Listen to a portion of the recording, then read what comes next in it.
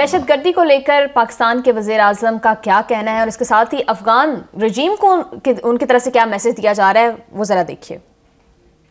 افغان وار کے نتیجے میں تقریباً 40 لاکھ افغان بھائی اور بہن ہجرت کر کے پاکستان آئے۔ اس کے نتیجے میں پاکستان کو کیا ملا؟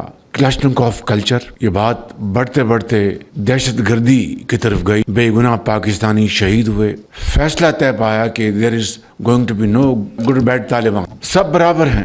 اور آج دیکھ لیں کہ گڈ اور بیڈ میں کوئی تمیز نہیں۔ اس حوالے سے پاکستان کے 1 لاکھ افراد شہید ہوئے، جن میں افواج پاکستان کے افسر، سپاہی شہید ہوئے، پولیس کے، رینجرز کے، عام شہری۔ ان کے خون سے دہشت گردی کا خاتمہ ہوا۔ لیکن 2018 کے بعد پھر وہ کیا وجہ ہے کہ یہ اس ناسور نے دوبارہ سر اٹھایا؟ یہ چپتا سوال ہے جس کا جواب ہمیں اچھی طرح علم ہے۔ تفصیل میں جائے بغیر میں سمجھتا ہوں کہ یہ فاش غلطی اس وقت کی گئی اور پھر سوات سے سینکڑوں دہشت گردوں کو رہا کیا گیا۔ یہ تمام خارجی پاکستان کے اندر اور باہر جو پاکستان کے دشمن ہیں، ان کا مکمل طور پر جب تک کلا کما نہیں ہو جاتا یہ قوم چین سے نہیں بیٹھے گی۔ جی بالکل بخاری صاحب، آپ نے وزیر اعظم صاحب کی گفتگو سنی، انہوں نے کچھ انٹرنل اور ایکسٹرنل دونوں فیکٹرز جو دہشت گردی میں ملوث ہیں ان کو ایک میسج دیا ہے کہ اب پاکستان میں اس کے خلاف زیرو ٹالرنس ہوگی۔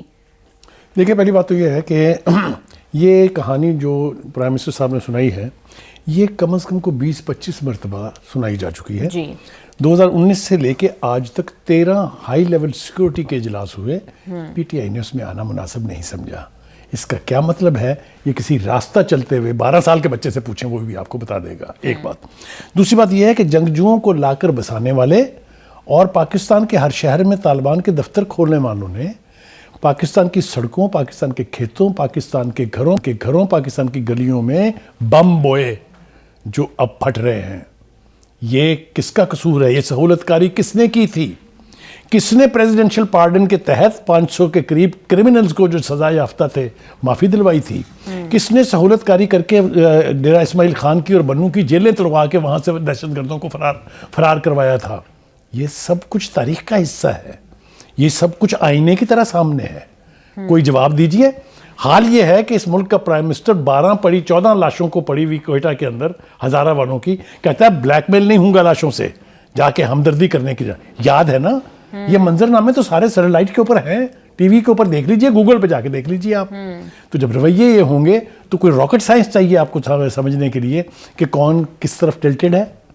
تو پرائم منسٹر نے جو کچھ بھی کہا وہ میں اس سے اتفاق کرتا ہوں، مگر اثر نہیں ہے ان پر۔ جی بار بار ان کو پرسو کیا جا رہا ہے کہ آ کے بات کریں، لیٹ اس ریزالو اٹ۔ وہ کہتے ہیں ہیل ود یو۔ بخاری صاحب، ہم چاہے وہ وزیر اعظم ہوں یا کوئی بھی فیڈرل منسٹر ہو، وہ بارہا اس طرح کے بات کرتے ہیں کہ پی ٹی آئی کی جانب سے سہولت کاری کی جاتی ہے دہشت گردوں کی۔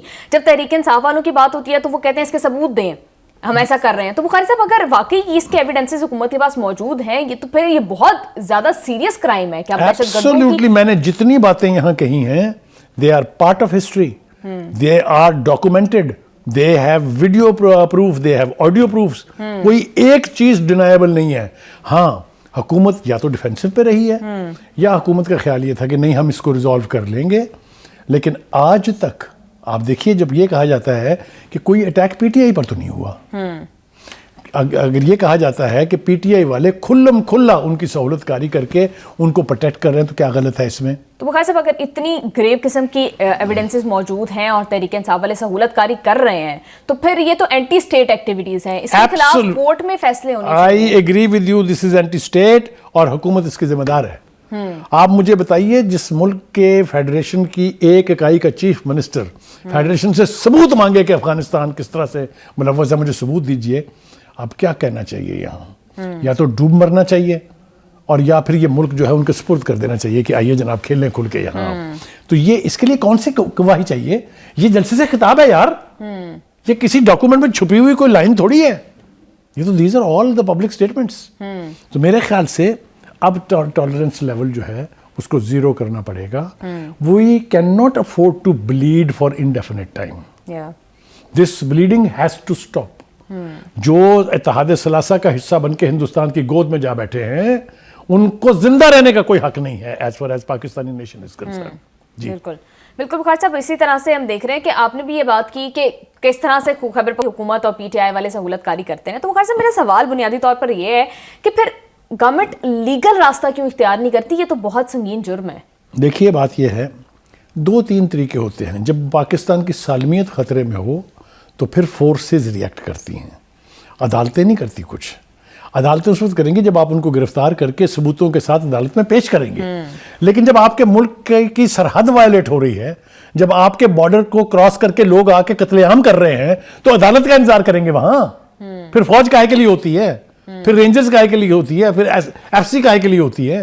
ان کی بیسک رسپانسبلٹی ہے کہ پاکستان کے بارڈر کو وائلیٹ کرنے والے should not go back on their feet. بالکل بخار صاحب، میں سیاستدانوں کی بات کر رہی ہوں جن کی سہولت کاری کر رہے ہیں، ان کے خلاف کیوں کسی قسم کے جو ہیں کیسز نہیں بنتے اس طرح اس بنیاد کے اوپر؟ یہ دیکھیں، you are now talking in the right direction. اس کو ویکنس کہہ لیجئے جی، اس کو آپ ان کی نااہلی کہہ لیجئے، جو مرضی کہہ لیجئے. پچھلے 13-14 سال سے کے پی کے کی ہر سکسیسو گورنمنٹ ان کی سہولت کاری کر رہی ہے. کسی نے آج تک کچھ نہیں کیا سوائے بیانات کے. بالکل بخار صاحب، اور اسی پر وزیر مملکت طلال چودھری صاحب کا کیا موقف ہے وہ بھی ذرا دیکھیے. جو بھی کوئی ایکشن اس وقت پورے ملک میں چل رہا ہے، تمام صوبائی حکومتیں، تمام سیاسی جماعتیں متفق ہوئیں اور وہ متفقہ نیشنل ایکشن پلان پر عمل درآمد ابھی بھی صوبائی حکومتوں کی معاونت کے ساتھ، مشاورت کے ساتھ اس پہ جاری ہے. اسی طرح کے جو ایکشنز ہیں اس وقت کے پی میں یا فاٹا کے سابق فاٹا میں ہو رہا ہے، جناب اسپیکر، اس میں صوبائی حکومت پوری آن بورڈ ہے. کے پی حکومت کس کی ہے؟ پچھلے 14 سال سے ہے. اب اس وقت کے جو ایکشنز ہیں، جو ابھی انہوں نے نئے سی ایم، اپنے بیلوڈ سی ایم لے کر آئے ہیں، یہ ان کا فیصلے کے بعد ہو رہے ہیں. جو لوگ ہمارے جوانوں کا سر اتار کر فٹ بال کھیل لیں، جو نہ عورتوں کو چھوڑے نہ بچوں کو چھوڑے، جو نہ ہمارے بازار محفوظ ہوں نہ ہمارے مدرسے اور سکول، ان سے ہمدردی نہیں ہو سکتی. ایکشن ہوگا اور ہوگا. کے پی یا فاٹا کیوں چل رہا ہے؟ یہ پی ٹی آئی کی پالیسیز اور حکومت کی نالائکی کی وجہ سے چل رہا ہے. آدھے سے زیادہ کے پی میں سی ٹی ڈی نہیں ہے، فورینزک لیب نہیں ہے. سیف سٹیز پشاور جیسے شہر میں 1/4 حصہ نہیں مکمل کیا. بخاری صاحب، 2-3 باتیں قابل غور ہیں. ایک وہ یہ کہہ رہے ہیں کہ خیبر پختونخوا حکومت نیشنل ایکشن پلان پر جو ہے وہ ابہام پیدا کر رہی ہے، تحریک انصاف جو ہے اس پر کوآپریٹ نہیں کر رہی دہشت گردی کو اور آپریشنز کو لے کر.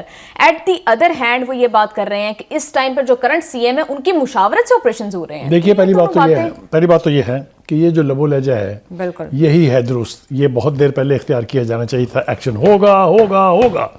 Y not? یہ فیصلہ کرنا کہ پاکستان کی سلامتی کو کیسے بچانا ہے، کیسے پروٹیکٹ کرنا ہے، وہ ایک نو آموز چیف منسٹر کی خواہشات پر نہیں چھوڑا جا سکتا. There has to be a decision based on all the stakeholders opinion. کوئی محب وطن پاکستانی سیاستدان جو ہے وہ کبھی یہ اجازت نہیں دے گا کہ پاکستان کی بارڈر جو ہے وہ وائلیشن ہوتی رہے، لوگ وہاں سے آ کے ہمارے لوگوں کے سروں کے ساتھ فٹ بال کھیلتے رہیں اور ہم بیٹھ کے یہاں پر مامے بنے رہیں ان کے. This mama ship has to stop.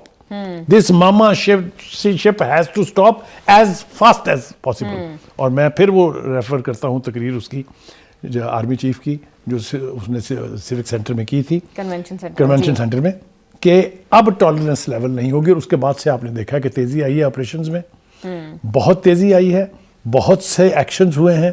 اور ان کو سوائے یہاں سے یا بھاگنے کے یا اپنے آپ کو ختم کرنے کے کوئی چوائس نہیں. پہلے تو سہیل افریدی صاحب جب میڈیا پر آتے ہیں تو وہ اس طرح کی بات کرتے ہیں کہ کسی صورت آپریشن نہیں ہوں گے، افغانستان سے دہشت گردی ہوتی ہے تو ثبوت دیں، اس طرح کی موقف جو ہے وہ ان کا ہوتا ہے.